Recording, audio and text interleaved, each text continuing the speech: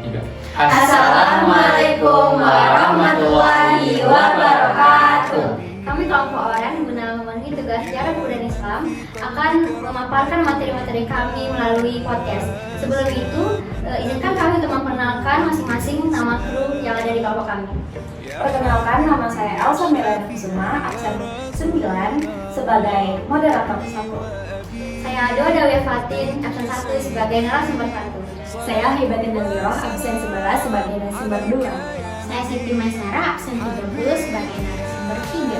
Saya Rasya Nisan, absen 25 sebagai moderator 2. Saya Rizul Afwan dari absen 26 sebagai kameramen dan editor. Selamat menikmati. Coba lihat. Halo semuanya, jumpa lagi bersama saya Rasti dan saya Elsa di podcast Mikir Bareng Orang. Di podcast kali ini kita bakal mengundang anak-anak yang tidak pernah melupakan sejarah dan tentu saja pastinya up to date. Siapa lagi kalau bukan anak Mandua Mataram? Halo guys. Kalau kata pepatah sih tak kenal maka tak sayang. Jadi yuk kita kenalan bareng narasumber yang cantik-cantik kita. Hai guys, saya Ado Dawi Fatin. Di sini saya sebagai narasumber akan mengupas tuntas apa saja sih yang ada di sejarah Islam ini. Saya Hibatin Naziroh, kalian bisa panggil saya Atin. Hai guys, salam kenal. Hai guys, saya di sini sebagai narasumber 3. Nama saya Siti Maisara, tapi kalian bisa panggil Siti ataupun Sarah. Di sini yuk kita sharing-sharing ilmu barat tentang sejarah Islam ataupun semua yang berkaitan dengan sejarah-sejarah Islam. Nah, kalau kita udah saling kenal, langsung aja yuk kita masuk ke topik apa sih yang mau kita bahas hari ini. Nah, topik yang akan kita bahas itu Alipasa kan guys. Nah, sekarang Alipasa itu siapa itu Alipasa? Jadi Alipasa ini adalah seorang keturunan Turki yang lahir pada bulan Januari tahun 1765 Masehi di kawalan sebuah kota yang terletak di bagian utara Yunani. Ayahnya Alipasa ini bernama Ibrahim Aga, seorang imigran Turki kelahiran Yunani. Ia mempunyai 17 orang anak. Salah satunya ini Muhammad Alipasa ini. Wow, banyak banget ya anaknya. Jadinya sekarang kan Alipasa itu sangat terkenal di dalam sejarah pembangunan Islam. Saja latar belakang dari Alipasa itu.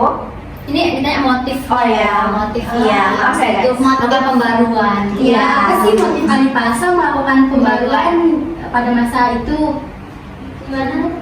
Nah, jadi si Ali Muhammad Alipasa ini tuh ingin pemerintahan Mesir ini pemerintahan Mesir ini dipimpin oleh keluarganya dia, dan dia oleh karena itu dia menjabat sebagai gubernur di Mesir.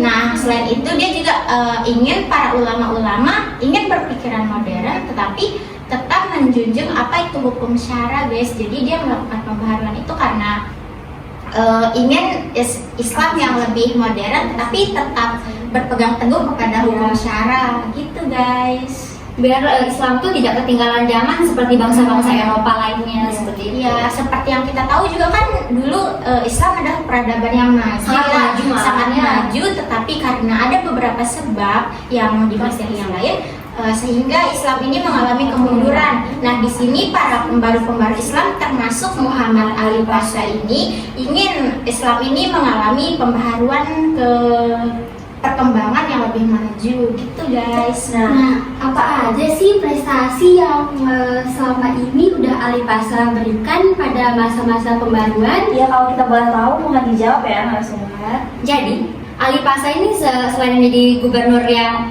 bijak, beliau juga banyak sekali mendirikan sekolah-sekolah pendidikan. Contohnya sekolah kedokteran, sekolah militer, dan sekolah perawatan. Nah, tidak hanya berhenti di situ, Alipasa ini juga banyak sekali menorehkan prestasi dalam bidang ekonomi, seperti memungut pajak terhadap tanahnya, biar tanah-tanah itu dimiliki sama negara, bukan dimiliki perorangan atau bukan dimiliki oleh bangsa Mesir itu tersendiri.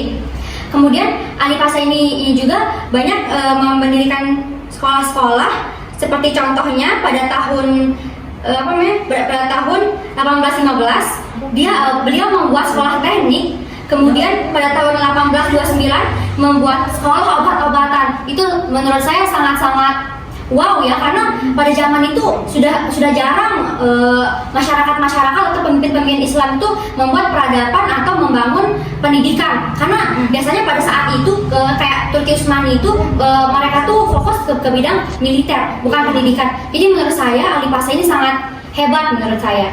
Oh wow, ternyata Ali Pasha itu sangat hebat dalam pembaruan Islam ya guys ya. Nah, saya akan bertanya juga tentang Apa sih yang membuat Ali Pasha itu sangat berkuasa itu. Kalau misalnya sih Ali Pasha ini sangat berkuasa karena itu tadi dia tuh kayak Dia gubernur ya di gubernur Mesir. yang sangat terkenal. Jadi Dia sampai punya apa ya, sampai kebijakan. menaikkan pajak. Kayak gimana ya, kalau nggak ada yang bayar pajak di dia, tanahnya bakal diambil otomatis Itu diambil oleh pihaknya Ali Pasha. pihak Ali Pasha atau pihak dari Ali Pasha ini. Bukan pemerintah tapi Ali Pasha. Jadi otomatis orang-orang yang berada di wilayah dia itu tunduk sama Ali Pasha Dan ini. jadinya kayak dia tuh sangat berkuasa di saat Iya, dia betul. Sebenarnya dia adalah pemimpin yang tegas ya guys. Sangat Jadi tegas dan tegas dan ingin semua Wilayah itu semua rakyat berkuasa. mematuhi apa yang dia inginkan gitu guys. Jadi kan tadi kita udah tahu ternyata Ali Pasha itu seberkuasa itu. Nah, kalau boleh tahu backgroundnya Ali Pasha atau background keluarganya Ali Pasha itu seperti apa sih? Jadi Muhammad Ali Pasha ini melakukan upaya pembaruan terhadap Mesir.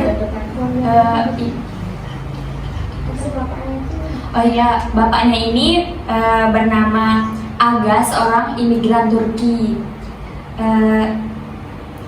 Imigran Turki kelahiran Yunani. Dia ini kan udah tadi saya sebutin kan di awal, dia mempunyai saudara itu 17 orang putra. Oh, ternyata begitu ya background Ali Pasha itu. Nah, sekarang pertanyaan selanjutnya dari saya itu, kebijakan apa saja yang membuat Ali Pasha itu sangat berkuasa dan dia tuh sangat ditakuti oleh semua rakyatnya gitu. Menurut saya karena Ali Pasha itu mendirikan sekolah militer kan, jadi kan kayak otomatis kalau kamu ngeliat nih pemimpin dia tuh punya kayak militer yang sangat kuat gitu, otomatis kayak takut kamu karena kamu takut diserang, takut diperangi gitu. Karena Ali Pasha juga mengikuti beberapa perang, jadi kayak kalau salah ya, jadi kayak takut orang gara-gara dia tuh berani memerangi karena beliau tuh sudah punya sekolah militer. Berarti dia itu yang punya sekolah dan dia yang jadi anggaplah kayak kepala sekolah dari sekolah militer. Dia yang punya yayasan gitu kan. Oh, wow. Dan dia juga kan dari tadi disebutin dari Turki ya.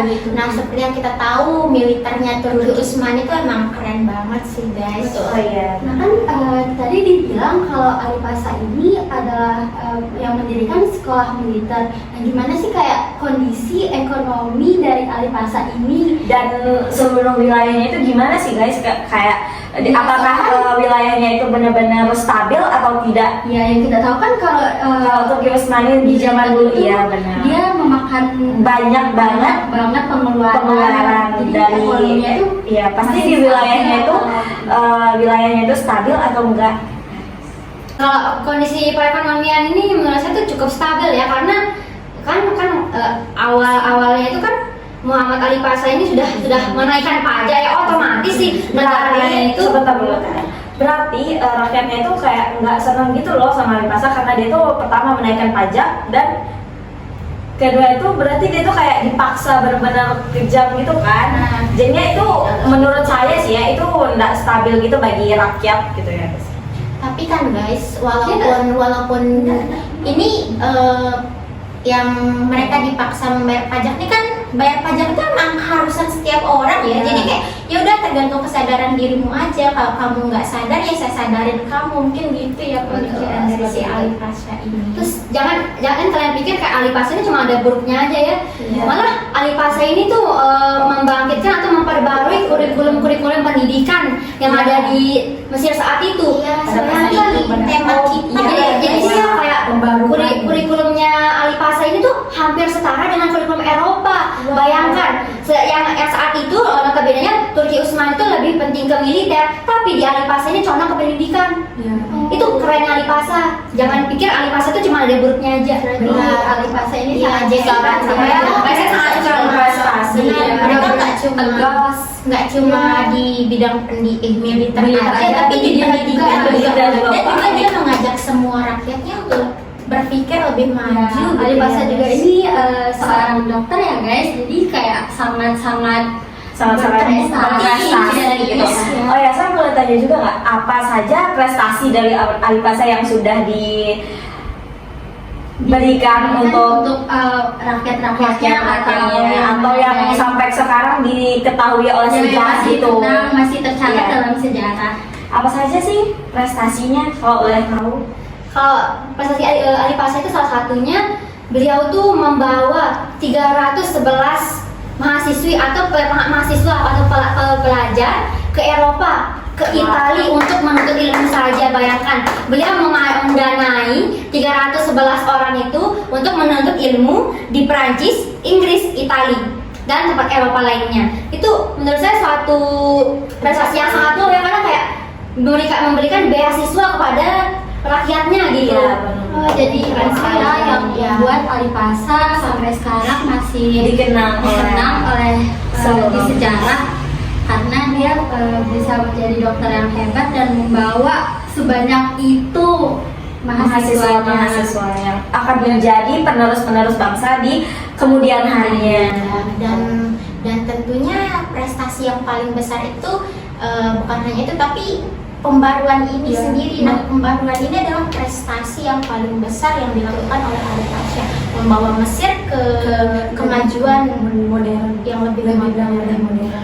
Oh wow, pembaruannya juga mungkin bisa berdampak ya sama kita sampai sekarang itu benar-benar berdampak masih sama untuk kita sekarang. Yang sekarang itu sampai udah untuk remaja-remaja yang sampai sekarang masih mengenal sejarah. Nah, dengar-dengar juga kalau salah satu universitas di dunia ini yaitu Al-Azhar, sistemnya itu sangat baru ya, baik ya, karena mungkin itu kalau kita boleh tahu katanya yang itu dari Alipasa sendiri atau gimana? Jadi Alipasa ini melakukan perkembangan terhadap sistem pendidikan di Al-Azhar juga gitu, kayak baru yang dulunya hanya mengkaji-kaji beberapa bagian, tapi Alipasa ini melakukan melakukan penerjemahan terhadap karya-karya Eropa, karena tadi saya bilang Alipasa ini tidak mau ketinggalan, kayak benar-benar tidak mau ketinggalan terhadap pembaruan Eropa. Jadi kalau Eropa itu bisa lebih maju, nah jadi Mesir ini akan lebih maju, lebih lagi majukan. Oh, ternyata sangat berdampak dari dulu sampai sekarang itu sangat berdampak ya.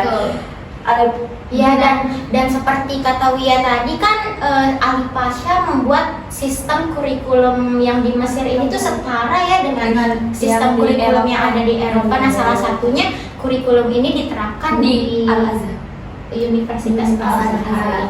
Nah, kan tadi kita udah dengar ya di bidang militer, pendidikan. Selain itu juga Alipasa ini berdampak nggak sih di bidang perdagangan dan ekonomi di masyarakat Mesir dan sekitarnya? Ini adanya di militer dan pendidikan saja. Ya, berarti kalau Alipasa ini kan kita seperti kita tahu kan, Mesir itu kan tandus, tapi waktu zaman Alipasa ini dia tuh mengirim komoditi kapas, tahu? Ini menurut saya yang wownya itu di bidang perekonomian itu adalah kapas. Oh, jadi dia berdampak juga sih ya, jadinya di bidang perdagangan dan ekonomi. Maka kapas itu tuh tidak hanya dia perjualbelikan di antara sama Mesirnya, tapi dijual ke dunia gitu ya, ke Eropa, sampai ke Eropa dan Asia gitu. Indonesia aja dapat kapas. Jadinya sangat berdampak di seluruh bidang ya guys. Di ekonomi ada, di perdagangan ada, di militer ada, pendidikan apa. Berarti Alipasa ini sangat sosok-sosok yang wah banget Wow. ya, tidak bisa diucapkan dengan kata-kata. Iya. Menjadi panutan untuk remaja-remaja anak muda bangsa untuk kedepannya biar bisa lebih maju lagi. karena kita punya contoh Atau enggak yang lebih kerennya itu kan kayak yang pernah kita baca-baca tuh ilmuwan-ilmuwan yang terkenal di Umayyah kayak gitu itu cuma sampai kayak fisika, ada fisika, kimia, matematika. filsafat. Tahu nggak ya di Alipasa ini ada fisika loh masuk ilmuwan Wow. fisika. Nggak tahu. Kan selama ini fisika itu udah wow banget Iya, ya. saya tuh sangat susah banget ya guys. Saya Belum ada Berarti selama ini kita cuma tahunya itu di bidang matematika, kimia, ternyata di bagian fisika itu ada Alipasa inilah dan yang itu dimulai saat pemerintahannya Alipasa. Wah. sangat tahu. Jadi setelah tadi kita udah sesi tanya jawab juga udah mendengarkan ilmu-ilmu dan informasi dari narasumber-narasumber ini.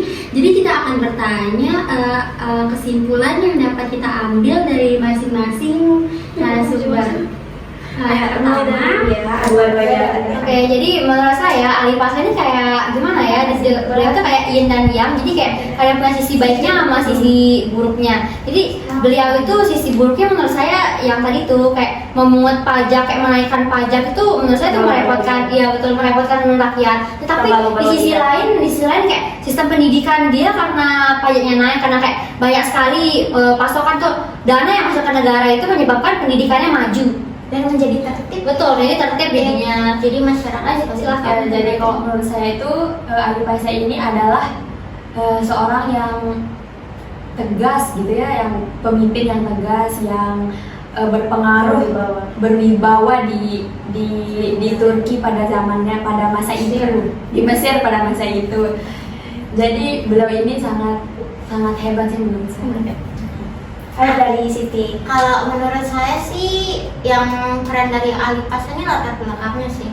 Kan Alipasa ini ingin membebaskan Mesir dari pengaruh kekuasaan Turki Utsmani tuh ya guys, dan ingin keturunannya lah yang memimpin Mesir ini membawa ke zaman pembaharuan, dan juga ingin para jumhur ulama tetap melakukan penelitian atau tetap melakukan pembaharuan dengan dengan memodernisasi pikiran, tetapi tetap dengan syariat-syariat agama, dengan syarak-syarak agama gitu guys. Pokoknya dia keren banget sih kalau kata Oh ya, berarti kesimpulan yang dapat saya ambil dari penjelasan narasumber kita tuh yang mana yang baiknya kita harus ikuti. Di zaman ini kan sekarang kayak banyak oknum-oknum yang tidak baik gitu ya. Jadi kita tuh harus mengikuti si Alipasa yang mana yang baiknya dan tidak boleh mengikuti yang buruknya.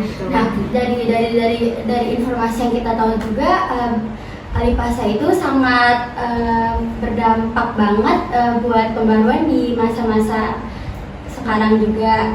Kita bisa ambil kalau Alipasa itu sangat keren di bidang ekonomi, politik, militer dan pendidikan. Ya, seperti itu. Sekian podcast hari ini. Kami pamit undur diri, sampai bertemu Di episode selanjutnya. Sekian pemaparan materi dari kelompok kami. Semoga ilmu yang kami sampaikan dapat bermanfaat bagi kalian, dan jika ada salah kata atau ucapan mohon dimaafkan. Wassalamualaikum warahmatullahi wabarakatuh. Mohon dikoreksi ya.